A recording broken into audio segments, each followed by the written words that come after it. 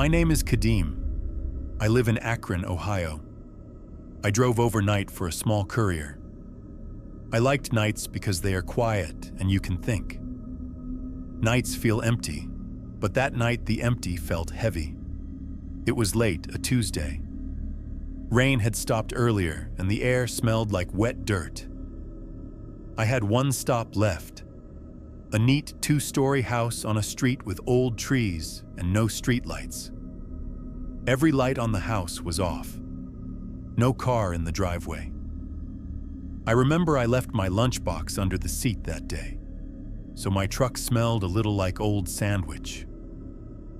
Little things like that stay with you. I walked up the front steps with the package. It was not heavy. I set it down and rang the bell because the company wants a proof of attempt. The door opened a crack. I heard slow footsteps inside, like someone walking back and forth. I called out, "Package!" No answer. The door opened about a foot and then shut slow. I stood there for maybe a minute and then walked back to my truck. I thought maybe they were sleeping. When I got in the cab, the package was on my passenger seat. Mud on the bottom, a small strip of blue cloth stuck to the tape. I touched the tape. There was dried mud and some wet spots. I think I swore under my breath, said something like "motherfucker," and then sat for a while. I put the box back and drove away. The dispatcher told me the family left that morning for a trip. "They return Wednesday," he said. He told me to finish the route and not to mess with it, but I went back. I felt stupid. I peered through the front window. The living room had a rug and a couch and a TV. I could see boot prints on the rug leading from the door toward the back stairs. They were fresh, clear. The prints stopped at the stairs that go to the bedrooms. That alone did not mean much. It meant something to me then. My neck went tight. I stood there until my phone buzzed. It was a text from my friend Marcus asking where I was. A few hours later, the family sent a clip from their home camera. The angle was odd. It was low, like a camera hidden under a bed. The clip was short. It showed a man crawling out from under a bed, moving slow and careful like he did not want to make noise. He looked thin and dirty and his clothes were wrong for spring. He crawled out, sat for a second, and then moved to the dresser like he was looking for something. The clip ended. I kept driving that route for a week even though it felt wrong. The family found small things missing when they got back. A mug, a blanket, a jacket returned inside out, a coupon cut from the mail. Little things that make a house feel used. One night I pulled up and saw shoe prints in the mud along the side of the house. They led to the side door. The deadbolt looked locked. The prints led to a window that had a small vent near the ground. I thought, maybe he crawled through. Maybe he used a vent. Maybe he used a small opening in the back. My mind made so many stupid guesses. I have a cat at home and the floorboards in my apartment creak when she runs. I remember that now because I started to notice small noises anywhere I went. Sometimes the house seemed normal. Sometimes it felt wrong in a place I could not name. One night the porch light came on when I pulled up. Not from the switch, like a timer or a phone alarm. The door was cracked open. There was a song playing soft inside, like someone listening to a phone. I left my engine running. I told myself to be quick. I took 2 packages and walked up the steps.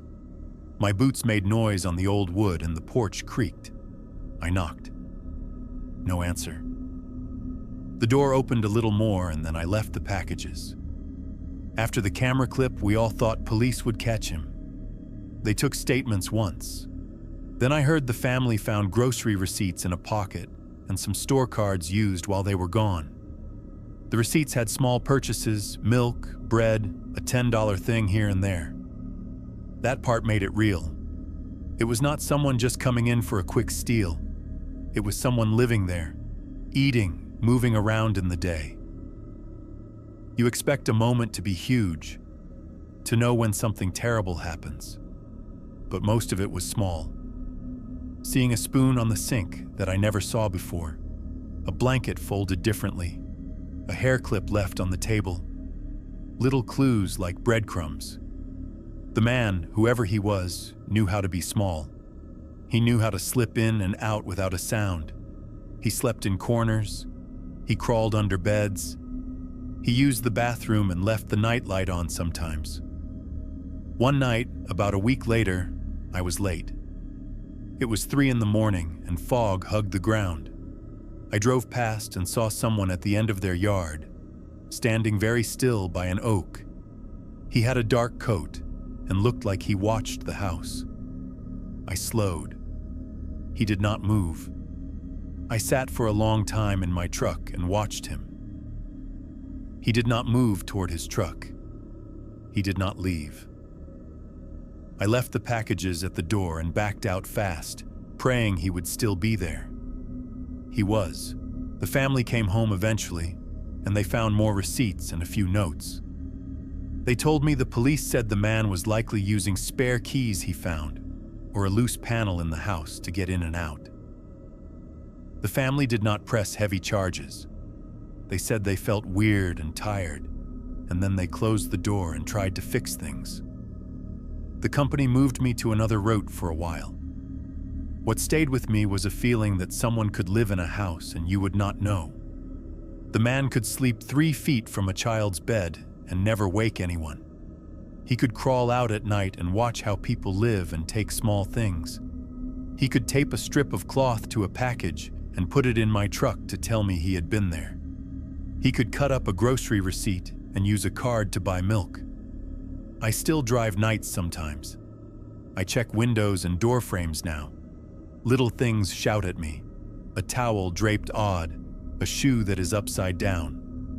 Once I found a small strip of blue cloth on a porch step, like the one on that box. I held it in my hand and then tossed it in the trash. I do not know where he went. I do not know his name. I do not know how many houses he chose. I do not know if he ever watched me sleep. When I tell this to friends, they laugh or say I am over it. But I see people differently now. When a house is quiet, I think someone might be under a bed. When I leave a package, I look back twice. I still jump at small sounds. The world does not show you the bad things all at once. It tricks you with tiny, ordinary moves until you notice you are missing a piece of normal. I think about that man crawling out from under a bed and the way he sat there like he belonged. That is what scares me most.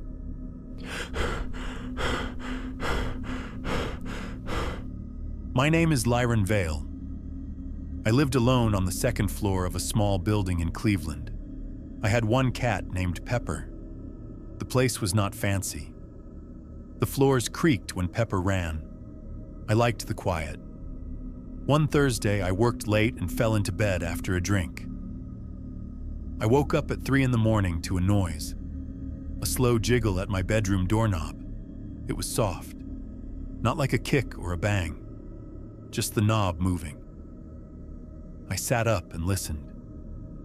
My heart beat fast, but I kept quiet. I thought maybe it was a neighbor by mistake. I dialed 911 and whispered. The dispatcher told me to stay on the line and be quiet. I stayed very still. The knob jiggled again, longer this time. Then the sound stopped. I heard footsteps pad down the hall. I held my breath until dawn. In the morning, I found a faint, greasy smear on the doorframe at shoulder height. There was a thin white line in the paint where something had scratched. I took photos with shaky hands. I called my landlord, Eddie, who lives in Detroit and has run the building for years.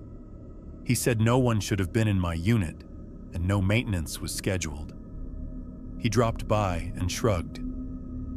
I felt a little silly. Still, I bought a cheap plug-in camera and set it to cover the hallway. It was nothing professional. I told my friend Mara about it, and she said, "Good, keep it." I slept badly with the TV on low. The camera showed a figure on the back stairs at 2:40 a.m. The figure moved slow, careful, like someone who knew the steps.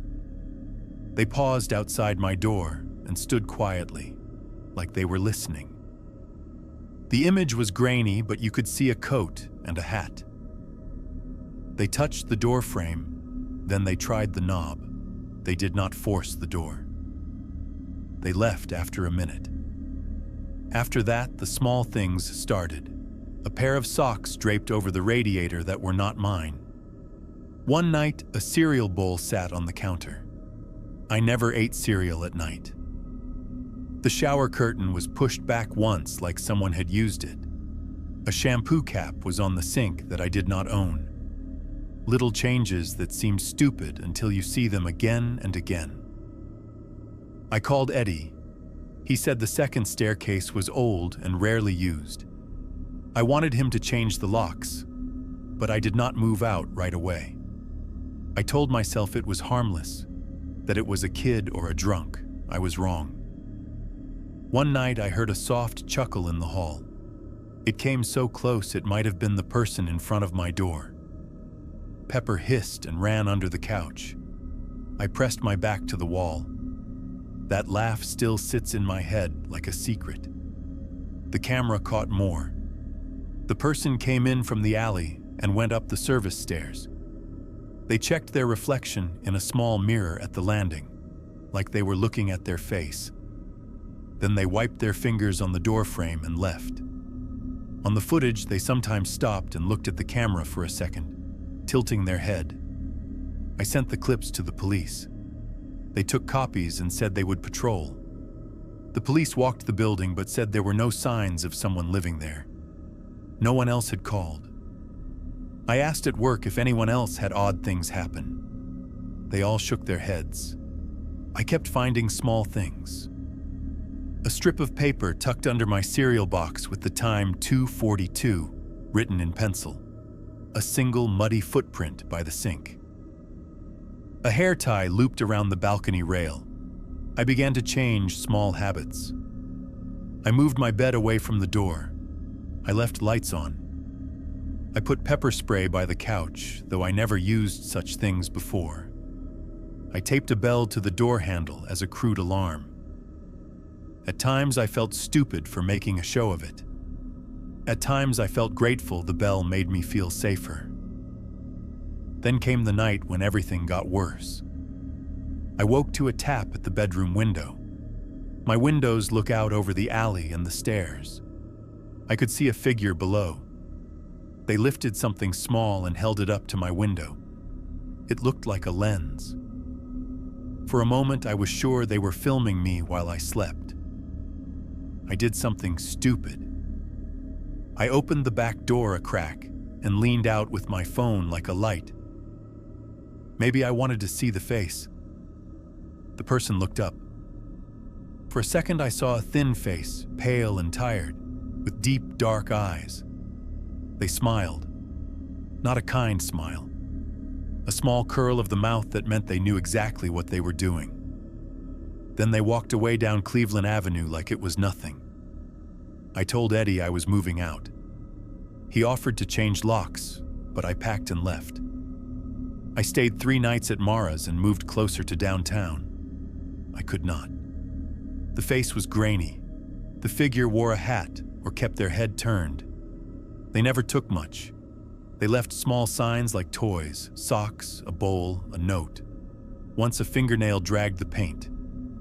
After I moved, I tried to make normal life. I went back to work. Some days I rode the bus, a person who had no story. At night, I locked the door and checked the windows twice and always watch. I started carrying pepper spray in my messenger bag. People at work asked if I was okay. I said yes, even when I was not. Mara came over and brought soup and a movie. We ate on the floor. Pepper would knead my jeans and purr like nothing happened. Months later, I went back to the old building to get a box I had left. The hallway smelled like soap and old floor cleaner. My door looked the same. I put my hand on the frame and felt a small, rough patch where the grease had been wiped away. A woman mopped a few feet away but did not look up. I turned away and walked down the stairs without stopping. I did not want to, really. Months later, I still wake and check the corners of my new place. Pepper sleeps at the foot of the bed. I dream the slow steps and the way they paused like they were studying me. I think of the mirror at the landing and that small, cruel smile. I once joked they were lonely. I do not joke now. I am angry at myself for not moving sooner. The person was patient. They used a forgotten staircase and quiet hours. They left small things to show they could come and go. That was worse than a theft. It was a message. I still have the grainy clips on a hard drive. I do not watch them often. At night, the thin face returns and a soft laugh. I lock my windows and carry my keys. I learned to believe small things. Some people watch not to steal, but to show they can be there.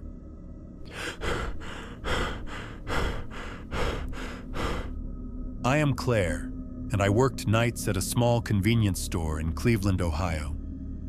I was 29.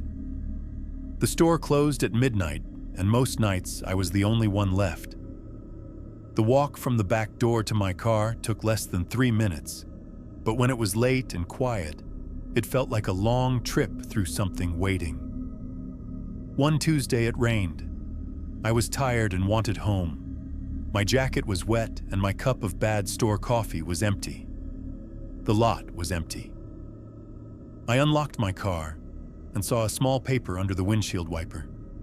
2 words in pencil. Nice car. I stood there and stared. I remember thinking, who writes this? I put the paper in my pocket and drove home. I told Maya at work, and she said some guy was messing with me and laughed. I did not laugh. A week later, I found a small pile of pebbles on the raised curb by my parking spot. They were lined up neat like someone had time to place them. I picked one up. It was cold and damp. I moved the pile to the grass and felt silly, like I was making trouble in my head. Still, I bought a cheap dash cam and stuck it to the windshield. I told myself that would be enough. The footage scared me. On the video, time stamped 2:15 a.m., a person walked into the frame. They wore dark clothes and a hood. They went to my driver's side window and kneeled where they could look inside. They did not touch anything. They just stared at the glass like they were watching a fish. The person left and came back other nights. Sometimes they hid across the lot and sat for an hour in the shadows. Once the tape showed them tilting their head and listening like they heard something only they could hear. I started to ask people to walk me to my car. Alex walked with me once. He was big and smoked and tried to make jokes. He called the guy a creep and said we should call the cops. I wanted to call.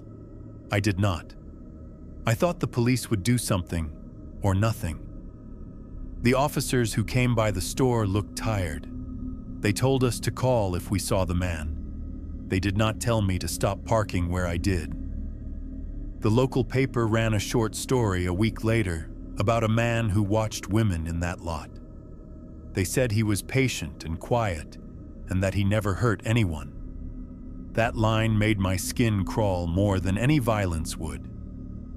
Patient. They printed small interviews with some women who said he followed them and then left without touching. The police said they had a suspect. The story made the visits feel real to people besides me. I thought the camera would catch his face, but it never did. He was always careful. He stepped when cars passed. He left when someone else came. Once he was there before me and I walked past with my keys ready. holding them like a weapon. I remember the street light flicked and my hands shook. I kept my head down as much as I could. Alex walked me and told me not to be a drama queen. He said, "Just get in, Claire." I did. I fumbled my keys and got inside. I kept the doors locked longer than usual. Months went by like this. Sometimes I saw the shadow shape. Sometimes I did not. I changed which spot I used. I asked different people to walk me. A few co-workers said they could not. I stopped going out after work for a while. I told myself I was safe at home, but the watching followed me differently. I would be in my kitchen making tea and feel like someone was behind me. The cat would run and the floorboards creaked, and I would stand very still, listening to small noises. I started checking windows more than usual. The worst night came after I got careless. I had not seen him for a few weeks, and I parked like I used to. I told myself it was fine. I told myself the paper story meant he was gone. At 3 a.m, I woke to a light tapping at my window. I lived on the second floor. I kept the living room lamp on. My cat jumped and patted across the couch and the floorboards creaked. I sat up and could not breathe right away. The tap sound came again, small, like a pebble rolling. I looked out and at first saw nothing. Then I saw the shape of someone on the ground below, looking up at my window. They were too close to be only a stranger passing by. I felt stupid because I had windows that looked out to the lot, and I had never thought he might come close to the building. I called Maya and tried not to sound like an idiot. My voice shook. I told her, "There is someone down here." She said, "Stay inside. Lock the door. I'm on my way." She came. She banged on my door and shouted for him to leave, and he left like a shadow slipping away. After that night, I went to the police. I showed them tape. I told them everything. They took the dash cam and said they would check. I felt like I was giving up a piece of myself. The officer who listened patted my shoulder and said, "We will look into it, Claire." He said it like he cared. The day after that, the paper ran another short note. They arrested a man who lived a few blocks away. The story said his apartment had notes and small collections and nothing violent. People called him weird. They named him in the article, and the word patient came up again. I felt a little relief when they caught him. But relief was small and quick. Months later, I watched the last clip the dash cam had. The person walked into frame, kneeled by my car, and stared at the driver window for a long time, then left. He never touched the car. He never said anything. I remember the way he tilted his head like he was listening to a radio only he could hear. That is the image that stuck.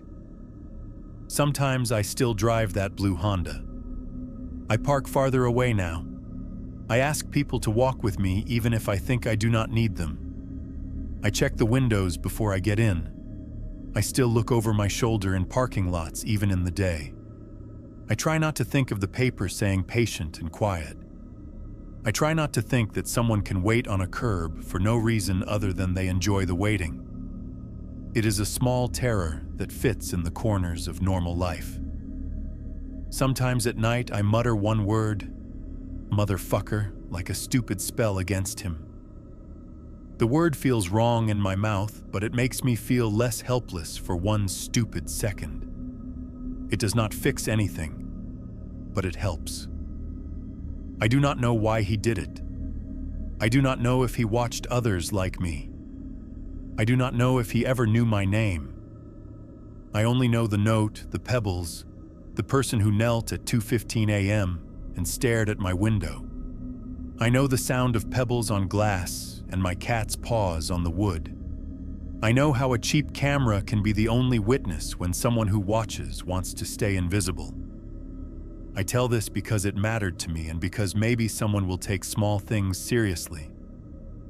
A note, a pile of pebbles, a shadow that waits.